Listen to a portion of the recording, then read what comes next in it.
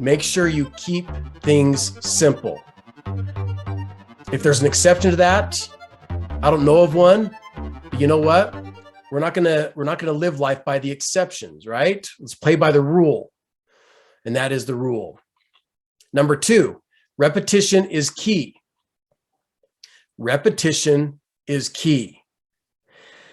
When it comes to goal setting, it's very important to understand that 80% of your success, at least 80%, is going to come down to your mindset. So the problem with that is if you've had a mindset that has been working against you, then when it comes to achieving your goals, you have to accept the fact that it's going to take some repetition to get your mindset shifted to where it's working with you and helping you rather than working against you. For example, when it comes to money and wealth, if you've had a negative mindset around money and you've had this self-talk or this dialogue of, we never have enough, can't pay the bills, I never make enough money, no matter what I do, I still struggle, and money doesn't grow on trees, we can't afford this, can't afford that. So if you have all this negative self-talk, these thoughts and this dialogue, well, obviously, your mindset is going to work against you. And if you're setting goals to achieve wealth and make more money and get ahead financially and achieve certain financial goals, having that past negative mindset is going to work against you. Now, again, remember, your past doesn't equal your future. Just because that's been your mindset, that doesn't mean that that's your mindset forever. Okay. With technology and research, they found that our brains are malleable, which means they can be, no matter how old you are, no matter, that old saying, you can't teach an old dog new tricks. That is BS. That's just an excuse that people have given themselves to not change. That's all it is.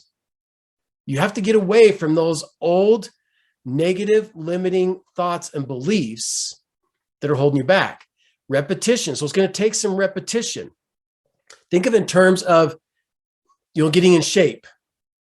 If your health and fitness, if your body has been in an unpleasant state, maybe you've been sick or illness, or you've been overweight or unhealthy, no energy, whatever it may be, are you able to go work out one time and you're good? All of a sudden you lose all the weight and you have energy and you look fantastic. You look like, The Rock, Dwayne Johnson. And of course not. I mean, that's ludicrous. We all know that getting in shape, losing the weight, having and maintaining health and energy and vitality and strength and being able to perform at all levels, you have to work out, repetition, day in, day out, week in, week out, month in, month out.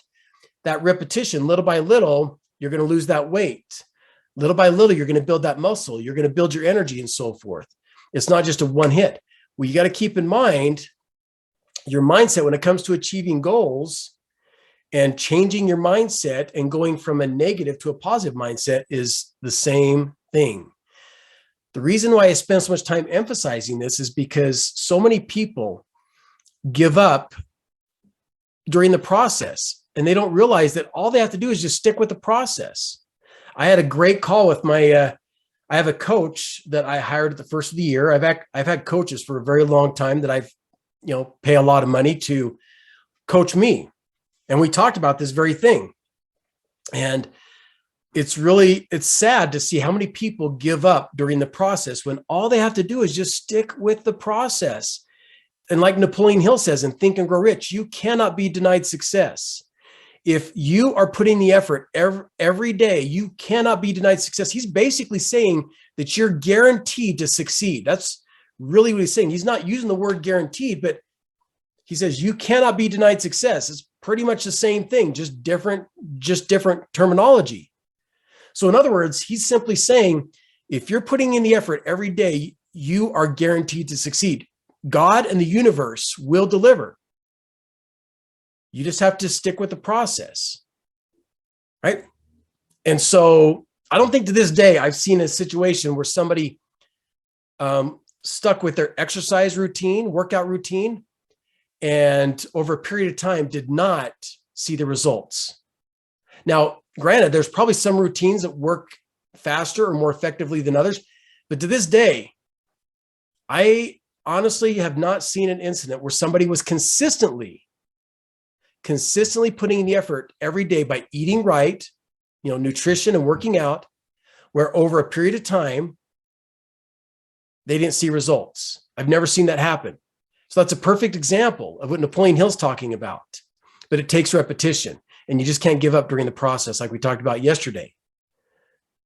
So don't give up on your goals. If you start setting goals and you get all, people get all excited and pumped up in the beginning, but little by little, that motivation starts to wane, right? And that's where discipline comes in. Discipline comes in when motivation is not there. That's why you have to have discipline. You have to discipline yourself to stick with the routines, the habits, the rituals, the things we're going to be talking about. And it's going to require that repetition day in and day out. Little by little, inch by inch, your mindset is going to go from negative, negative, negative to eventually, little by little, it's going to be positive, positive, positive until the more positive, it's like building muscle. Okay. It's that positive mental muscle that gets stronger and stronger the more you stick with it. And the quicker and faster you're going to achieve your goals. So that's number 2. Repetition is key. That's true, again, just like simplicity. That's true with just about everything in life, right? There's very few things in life that you can't get results without repetition. Number 3, you have to be coachable and teachable. So important. There's a course that I went through a while back. It's actually like a high-level mastermind. And this gentleman, basically, he's been part of some secret societies and high-level secret societies. Crazy stuff. Anyway, in this course, he talked about in these secret societies, they spend a huge amount of time talking about being coachable and teachable. They don't just touch on it and glaze over it. They don't just say, hey, if you're going to be part of our secret society, okay, you got to, be coachable and teachable. No, he says they spend hours, sometimes even days, drilling on that repetition about being coachable and teachable. It's that important. So when I heard him in this course, he spent, how long was it? It was hours on this. And I was like, holy cow, I've never heard anybody spend this much time talking about the importance of being coachable and teachable and breaking it down and explaining it in different aspects. So it really helped me to understand how important it is for a person to be coachable and teachable. So many times over the years, my business partners and I, we also have a real estate investing business. We help people make money in real estate.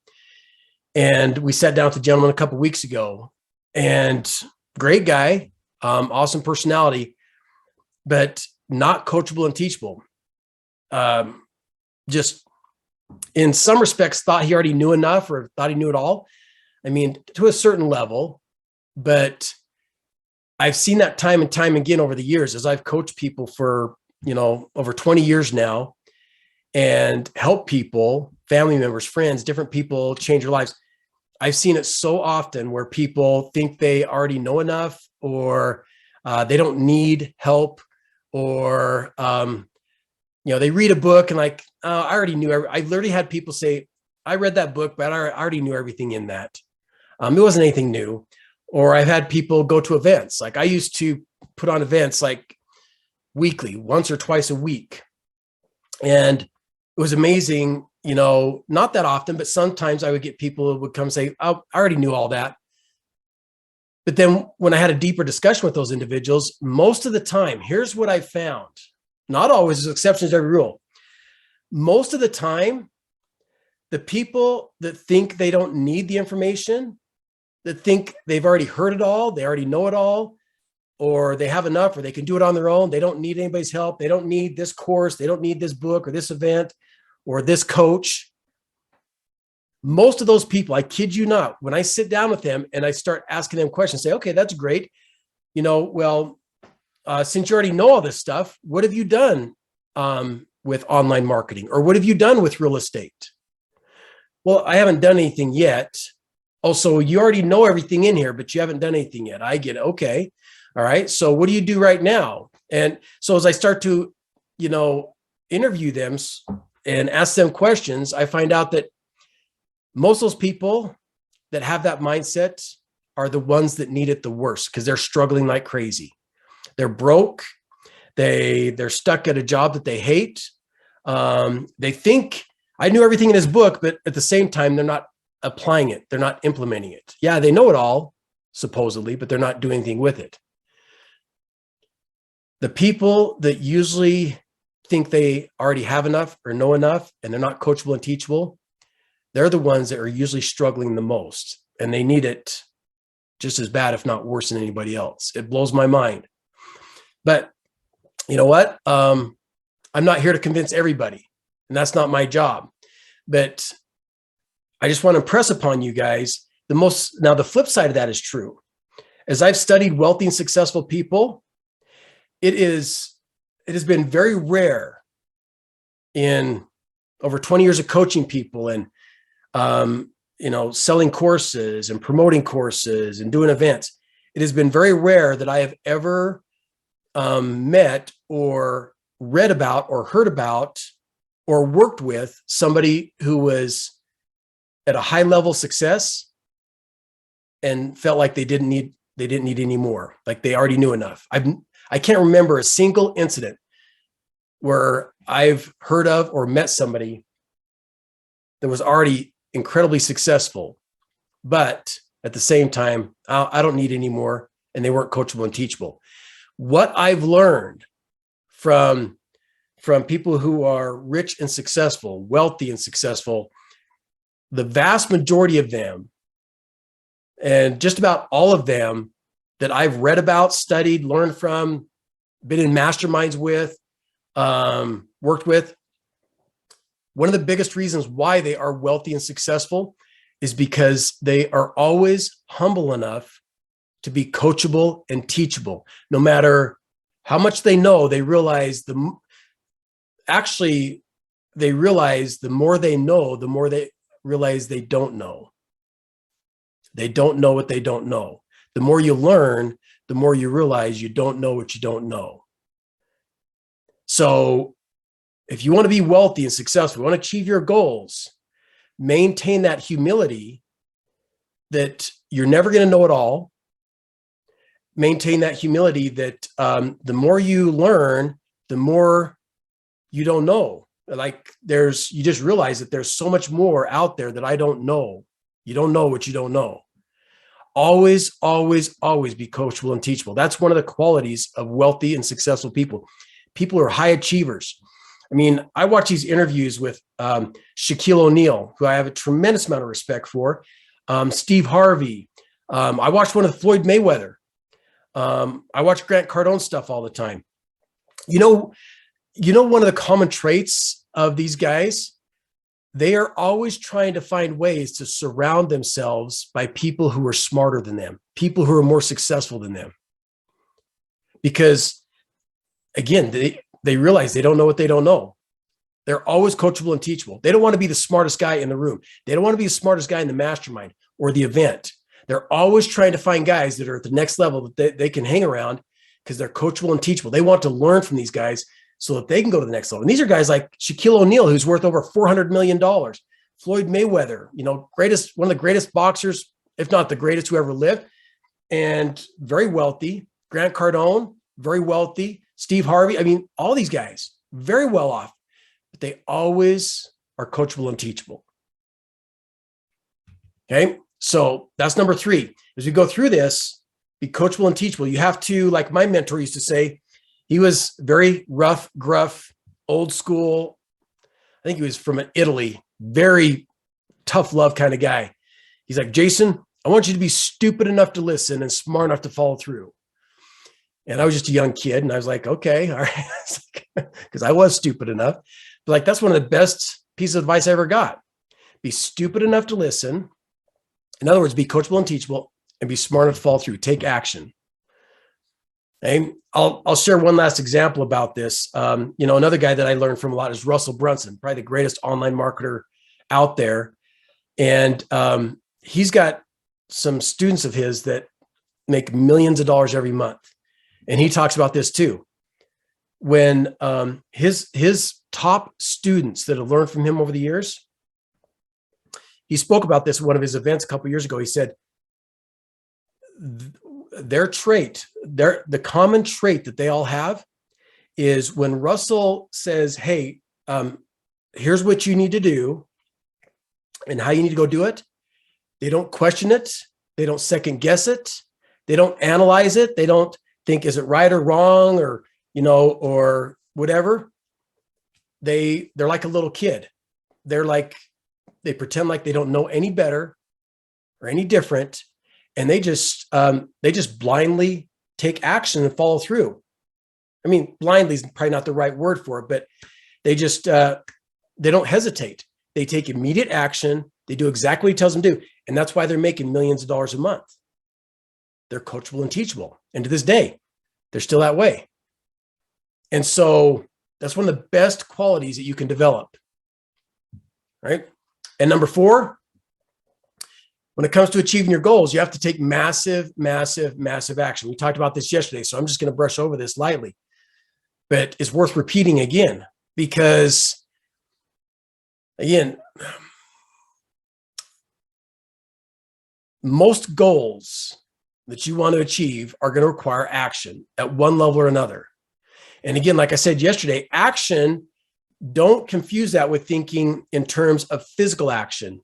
Labor, like physically doing something, going out there and hustling and burning the midnight oil and, working, 18-hour days. That's not what I'm talking about. Even though a lot of your goals do require physical effort, physical action. So, but the problem is most people, when you talk about action, that's all they think about. Remember, there's also the mental action. And if 80% of your success, and this is something that's been taught for forever, I mean, from the greatest of the greats like Jim Rohn and Tony Robbins and Zig Ziglar and all these guys that have been teaching this stuff, forever, or did teach it. One thing that they've all agreed on is at least 80% of your success in anything you do is your mindset. It's a mental game. So you have to remember when it comes to taking action, it's not just about the physical action, even though that's important. Okay, it's just as important, if not more important, to have the mental action, the visualization, doing the mental exercises that we talk about. Now, some of your goals are going to require maybe a little bit more of one or the other, but pretty much most all of your goals are going to require action on both fronts, the mental and the physical. There are some goals where it's just a mental game, right? Like if somebody's going through some health challenges, okay, or maybe they've got a family member's going through some health challenges, okay, if there's probably not a whole lot you can do for that family member that is physical, but there are things you can do mentally. I truly believe that what we do mentally affects other people. And so there's certain aspects or certain goals or certain outcomes that you want to achieve or certain desires you have that it may be strictly a mental game, but those are few and far between. Most are going to require massive action on the mental side and the physical side. And like I mentioned yesterday, you need both. If you want to achieve the highest level results in anything you do, it requires both. The physical will only get you so far. I shared the example of Roger Bannister running the 4-minute mile. He physically worked and worked and worked to break the 4-minute mile. He couldn't do it. The physical would only take him so far. It wasn't until he went inward and started to visualize and imagine and doing the mental action, okay, through visualization of imagining and visualizing himself running the 4-minute mile. After that, that is when he broke the 4-minute mile. There's so many people out there that are just doing the physical. And they don't realize that the physical is only going to get you so far. You know, in your business, in your career, in your job, you'll only be able to make so much money if you purely focus on the physical work, the hustle and the grind. And if you leave the mindset, the mental game out of it, you're only going to get so far. But if you integrate the physical and then you integrate the mental action, the visualization, imagining, and so forth, just like Roger Bannister, and you start to implement that action along with the physical action, that's when you're able to go to levels and heights that there's no way you could ever reach purely through physical effort. It requires both. So as we go through this goal setting workshop and you start to revisit your goals, for those of you who've been on here for a while, we've done this before. As you revisit your goals, or for those of you brand new and you're doing this for the first time, okay, remember, you need massive action, massive mental action, and massive physical action to achieve your goals. Okay. All right. I think that's it for today. I think we're going to wrap up right there. Let's check our comments here real quick, and then we're going to finish up. Katie, I think you are the only one that's not getting video, but that was in the beginning. So maybe it's because my video was still turned off when you were checking. So hopefully you've been able to see it since then. Yeah, there you go. Exactly. It's a myth. You can't teach an old dog new tricks. That's a myth. You know, a good friend of mine and business partner, you know, we met together this morning and we talked about this is like, kind of along these lines about some of the myths that are out there that people, and how sometimes people we adopt. Think about how many philosophies and beliefs that you've adopted from parents, grandparents, from society, from teachers, from your peers. And oftentimes we have no proof.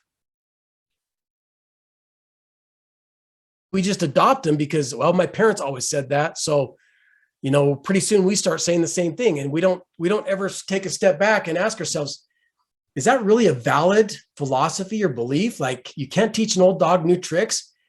Is that really true?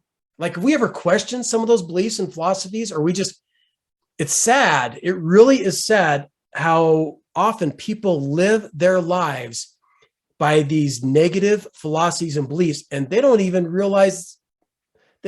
know why they're doing it, because they never take a step back and say, you know what, does that really make any sense at all? Or is that just some negative philosophy that I adopted from my parents or grandparents? They didn't know any difference, not their fault, but I just adopted it because that's what they always said. And so I've just lived my life by it. It's really unfortunate. And that's one of them. And yeah, you need to bust those myths, because most of them are myths. They're not true. They're just negative and limiting beliefs that are keeping you from achieving your goals. Michael, all aspects of real estate. Actually, great question, Michael. Yeah, so my business partners, all different aspects of real estate, wholesales, fix and flips, buy and hold, multifamily, land development, subject to foreclosure, rehabs, the list goes on and on. So yeah, all different aspects of real estate. So I have multiple businesses, and I've got my coaching business and online courses, and then real estate and other things. So yeah, good question, Michael. Katie, you know, that's a great question, Katie. If you want to know more about that, how can mental action be used to improve a loved one's health? There's a few books I would recommend. Go read The Secret, and then How the Secret Changed My Life. How the Secret Changed My Life has a few examples of people. Like, there's one lady where her son had a hole in his heart. And so she just started repeating this mantra every day. And she started to say, I think it was Kyle is heart healthy, or something like that. And she started to imagine and visualize the hole in his heart, literally having a hole closing, and having a healthy, strong heart, and him running around healthy and strong. And within a few months, they went back to the doctor, And they did a series of tests, but little by little, the hole was closing. And after a few months, the hole was gone. He had a strong, healthy heart, and he was running around. And the doctors were like flabbergasted. They're like, they couldn't explain it. And so her son was too young to understand this. I don't remember how old he was, but too young to understand this. So he was too young to use these strategies. So his mom was the one that used the mental action, the visualization, the mantras, and was able to heal her son. So it does work. And there's many, many other examples. Neville Goddard talks about it in his books, The Law and the Promise in his other books. I'm sure there's other ones out there, but I've read about, it's not something I've done myself for other people, but I've read and I've seen examples and case studies of people being able to use their positive thoughts to affect the health of somebody else in a positive way. And I truly believe that. I believe our thoughts can affect other people, good or bad. And you guys all know this too. I mean, if you really sit down and think about it, you've been doing this your whole life, right? People, you're thinking of somebody, and then a few minutes later, the phone rings. You're like, I was just thinking about you, and here you are, you just called, right? We've had that experience. So we're all connected. We're all connected. And so that's why we're taught that we should always send out love and positivity towards other people. Because, if you're thinking negative thoughts, and that's one of the reasons why I believe gossip is such a bad thing. When you're gossiping about other people, well, that negative energy, you're actually sending that negative energy to that other person. And what are we taught in the scriptures? Do unto others as we'd have them do unto us, right? So when you're gossiping and talking negative about other people, you're actually sending negative energy towards that person. And on some level, I'm sure that they can feel that or affects them one way or another. I know this is kind of getting into quantum physics and metaphysics and all that stuff, and I'm not an expert on that. I like to keep things simple, but I just truly believe with all my heart that it's true. What we think about others affects them. Even if they're across the country, across the planet, somewhere else, it doesn't matter. What we're thinking about that other person does have an effect on them, good or bad. And that's why we're taught those things in the scriptures, right? You guys read the scriptures, and I'm not trying to get on a spiritual tangent and preachy, but even books outside of the scriptures talk about this. So, but anyway, Katie, great question. So go look that up. How the Secret Changed My Life shares an example. Another lady, she was able to heal her dog because of the same type of thing. So anyway, great question. Larry, thank you, brother. I appreciate your comments. So good to see you on here. Thank you. Michael. Yeah, absolutely. Hey, absolutely, man. Send me a text message, and absolutely, I can help you with that. So thank you, Michael. Great comment. Appreciate that. Larry, there you go. Reiki healing. I think is how you say it. Reiki healing. Yeah, is something. So anyway, and I've heard of people where they had a loved one on their deathbed, and so all they could do, they were in a completely different state, and all they could do was just send them positive thoughts, and they were healed, and they believed that helped. So it does work. So thank you, Larry. Appreciate that. Angie, there you go. Energy work. That's really what it is. It's energy work. It is, you're exactly right, Angie. It's very powerful. And I truly believe in that. Wow. So Angie says that they have used it to heal many of their family members. So there you go. Katie, that's another example right there. Your dad used to teach that. That is cool, Angie. Holy cow. Very cool to have your dad teaching something like that. Man, thank you for your message. So good to see you on here. Thank you, Katie or Angie. Larry, you're very welcome, brother. Appreciate you. Josh. Hey, you're welcome. So good to see you on here, Josh. My pleasure. All right. We're a little bit over on time, man. I got to stop that, right? It's becoming too common. Anyway, man, so much that I want to share with you guys. And sometimes, I just want to share and help you guys with everything that I have learned and I'm continuing to learn. And that's one of my favorite things about learning and growing myself is as I learn more and figure things out, one of the first thoughts I have is, man, I got to share this with my team. I got to help other people with it. And so I just appreciate you guys showing up here every single day. You guys are amazing. Love your support. Love your messages. Thank you so much for the wonderful comments, and just appreciate you guys. All right. Anyway, let's wrap up. Like I always say, if you do the things today that most people won't, tomorrow you will have the life that most people can't.